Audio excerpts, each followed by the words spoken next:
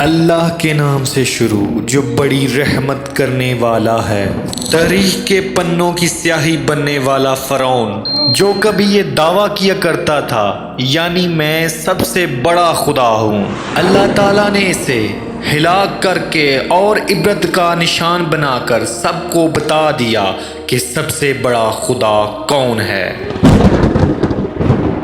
Dogar T V کے معزز ساتھیوں، فرعون مصر کی تاریخ کا ایسا بدبخت بادشاہ گزرا ہے جو خود کو خدا کہلواتا تھا اور لوگوں سے کہتا تھا کہ میری عبادت کرو، لوگوں کو مجبور کرتا تھا کہ میری پوجا کرو اور تب کے مسلمانوں پر بہت ظلم کیا کرتا تھا۔ اس بدبخت فرعون کا اس بدبختی سے اندازہ لگایا جا سکتا ہے۔ جب اللہ تعالیٰ نے اسے ہلاک کیا اور دنیا کے لیے اسے عبرت کا نشان بنایا تو اس کی لاش کو نہ تو پانی نے قبول کیا اور نہ ہی زمین نے۔ اس بدبخت کی لاش یوں ہی قیامت تک سڑتی رہے گی اور عبرت کا نشان رہے گی۔ پیارے دوستو، آج کی ویڈیو میں ہم آپ کو بتائیں گے کہ فرعون کی شادی کیسے ہوئی اور فرعون نے کس طرح مصر کی سب سے خوبصورت عورت سے شادی کی اور فرعون میں سے کتنی اولاد پیدا ہوئی اور دنیا کے سب سے بڑے کافر کی بیوی کو اللہ تعالیٰ نے کس طرح ایمان سے نوازا اور وہ کون سا کام تھا جو فرعون کی بیوی نے کیا جس کی وجہ سے دنیا کے سب سے بڑے کافر کی بیوی کو اللہ تعالیٰ نے جنت عطا کی۔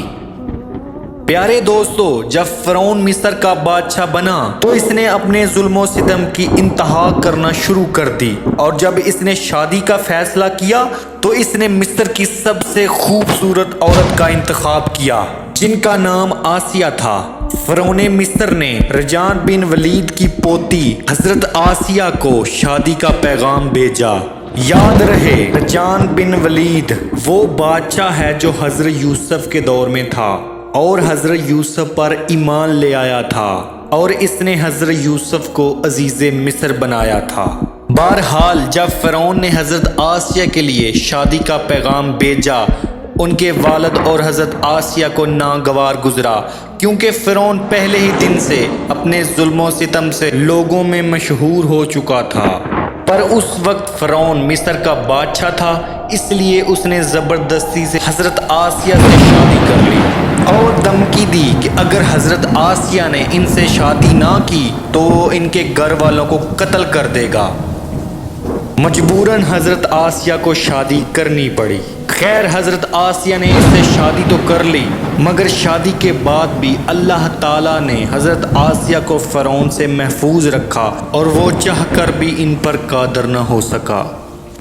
اس کے بارے میں مفسرین لکھتے ہیں کہ جب فرعون شادی کی پہلی رات ہم بستری کے لیے کمرے میں گیا تو اللہ تعالیٰ نے فرعون پر نیند کا ایسا غلبہ ڈالا کہ وہ ساری رات سوتا رہا، اور کچھ کتابوں میں تو یوں لکھا ہے کہ اللہ تعالیٰ نے اسے نامرد کر دیا تھا جس کی وجہ سے وہ حضرت آسیہ سے صحبت نہ کر سکا، اور اس طرح اللہ تعالیٰ نے حضرت آسیہ کو اس سے پاک رکھا کیونکہ حضرت آسیہ اس بادشاہ سے تھیں جنہوں نے حضرت یوسف پہ ایمان لایا، جس کی وجہ سے حضرت آسیہ مومنہ عورت تھیں اور پاک دامن عورت تھیں، جس کی وجہ سے اللہ نے اسے فرعون کے ناپاک جسم سے ہمیشہ محفوظ رکھا۔ پیارے دوستو، اب بات کرتے ہیں کہ فرعون کی کتنی اولاد تھی۔ بعض روایت میں ہے کہ فرعون کی ایک بیٹی تھی، پر حقیقت یہ ہے کہ اللہ تعالیٰ نے حضرت آسیہ کو فرعون سے پاک رکھا، اس کی وجہ سے اس کی کوئی اولاد نہیں تھی، اور جو بیٹی تھی وہ انہوں نے کسی سے لے کر پالی تھی۔ دوستو، اب بات کرتے ہیں کہ دنیا کے سب سے بڑے کافر کی بیوی کو اللہ تعالیٰ نے جنت کیوں عطا کی اور وہ اس مقام پر کس طرح پہنچی۔ اس واقعے کا پس منظر کچھ یوں ہے کہ ایک رات کو فرعون نے دیکھا کہ اس کا محل نابود ہو گیا ہے۔ خوف اور وحشت سے اس کا وجود لرزنے لگا۔ اگلے دن فرعون نے نجومیوں کو بلا کر اس سے اپنی خواب کی تعبیر پوچھی۔ نجومیوں نے کہا کہ بنی اسرائیل میں بہت ہی جلد ایک بچہ پیدا ہونے والا ہے جو تمہاری حکومت کا تختہ پلٹ کے رکھ دے گا، تمہارے محل کو برباد کر دے گا۔ اور جب فرعون نے یہ تعبیر سنی تو اس نے حکم دیا کہ اب سے بنی اسرائیل میں جو بھی بچہ پیدا ہوگا اسے قتل کر دیا جائے، نہ رہے بانس نہ بجے بانسری، اور لڑکی کو چھوڑ دیا جائے تاکہ ان کی نسل چلتی رہے۔ اور جب حضرت موسیٰ کلیم اللہ پیدا ہوئے تو ان کی والدہ نے حضرت موسیٰ کو لکڑی کے ایک صندوق میں بند کر کے دریا میں ڈال دیا، اور یہ دریا ایک سمندر سے جا ملتا تھا جہاں فرعون کا گھر تھا، اور یہ صندوق جا کر فرعون کے گھر کے پاس گھومنے لگا اور وہاں پر رک گیا۔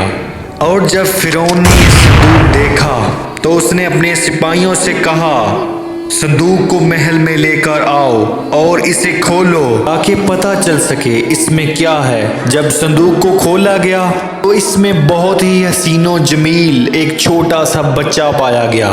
اور حضرت آسیہ اس بچے کو دیکھ کر بہت خوش ہوئی، اور حضرت موسیٰ نام حضرت آسیہ نے ہی ان کا رکھا تھا، کیونکہ قبطی زبان میں پانی کو موہ اور درختوں کو سا کہا جاتا ہے، کیونکہ حضرت موسیٰ علیہ السلام پانی اور درختوں میں سے ملے تھے، اس لیے ان کا نام موسیٰ رکھا گیا۔ صندوق کھولنے کے بعد جب حضرت آسیہ نے حضرت موسیٰ علیہ السلام کے چہرے پر نور دیکھا تو انہوں نے حضرت موسیٰ کو اپنا بیٹا بنا لیا، اور فرعون سے کہنے لگی کہ یہ بچہ تمہاری اور میری آنکھوں کی ٹھنڈک ہے، تم اسے قتل مت کرنا۔ اس وقت نامرد فرعون کہنے لگا، تم اسے رکھ لو، مجھے اس کی کوئی حاجت نہیں۔ دو عالم سرکار صلی اللہ علیہ وآلہ وسلم فرماتے ہیں کہ حضرت آسیہ کی طرح اگر فرعون بھی اس بات کا اقرار کر لیتا کہ یہ بچہ اس کی آنکھوں کی ٹھنڈک ہے تو اللہ پاک اسے ہدایت دے دیتے، پر فرعون کی قسمت میں ایمان نہیں تھا۔ حضرت آسیہ فرعون کے ظلم کے خلاف تھیں، اور جب حضرت موسیٰ علیہ السلام نے نبوت کا دعویٰ کیا اور محل میں آ کر جادوگروں کا مقابلہ کیا، تب حضرت آسیہ علیہ السلام حضرت موسیٰ پر ایمان لے آئی تھی۔ ایمان لانے کے بعد حضرت آسیہ نے اس بات کو فرعون سے چھپائے رکھا، مگر جب فرعون نے خدائی کا دعویٰ کیا اور لوگوں سے کہنے لگا کہ مجھے سجدہ کرو، اس وقت حضرت آسیہ کھل کر میدان میں آ گئیں اور فرعون کی مخالفت کرنا شروع کر دی۔ اور جب اس بات کا فرعون کو پتہ چلا کہ میری ہی بیوی حضرت موسیٰ کے خدا پر ایمان لے آئی ہے تو اس نے حضرت آسیہ پر ظلم کرنا شروع کر دیا اور طرح طرح کی اذیتیں دینا شروع کر دی، مگر فرعون کا طرح طرح کا ظلم کرنا بھی حضرت آسیہ کے ایمان کو کمزور نہ کر سکا۔ فرعون نے بہت کوشش کی کہ حضرت آسیہ واپس کفر پر آ جائیں، مگر ایک عجیب بات ہے جو آج تک ثابت ہوتی آ رہی ہے، یہ دنیا کا ایک ایسا مذہب ہے جو انسان اس میں داخل ہو جاتا ہے وہ مر سکتا ہے مگر واپس کفر کی طرف نہیں جاتا۔ تو اس طرح جو حضرت موسیٰ پر ایمان لے کر آتا فرعون اس کو طرح طرح کی اذیتوں میں ڈال دیتا۔ ایک شخص حضرت موسیٰ پر ایمان لے کر آیا تھا جسے فرعون نے بہت ہی بے دردی سے قتل کر دیا،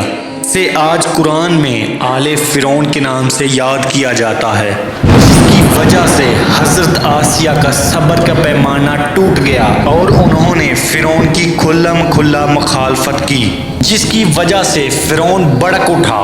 اس نے حضرت آسیہ پر ظلم کرنا شروع کر دیے۔ روایت میں آتا ہے کہ فرعون نے حضرت آسیہ کے دونوں ہاتھوں اور دونوں پاؤں میں لوہ کے کیل ٹھکوا دیے تھے، جس کی وجہ سے حضرت آسیہ ہل نہیں سکتی تھیں، مگر ان کا ایمان کامل رہا۔ اور کچھ روایات میں یوں ہے کہ اس نے حضرت آسیہ کی کھال اتروا دی، اتنا ظلم کیا اس نے، اسی لیے آج عبرت کا نشان بنا ہوا ہے، اور اللہ تعالیٰ نے حضرت آسیہ کو اسی وجہ سے جنت عطا کی اور ہمارے نبی کریم صلی اللہ علیہ وسلم کی زوجہ میں شامل فرمایا۔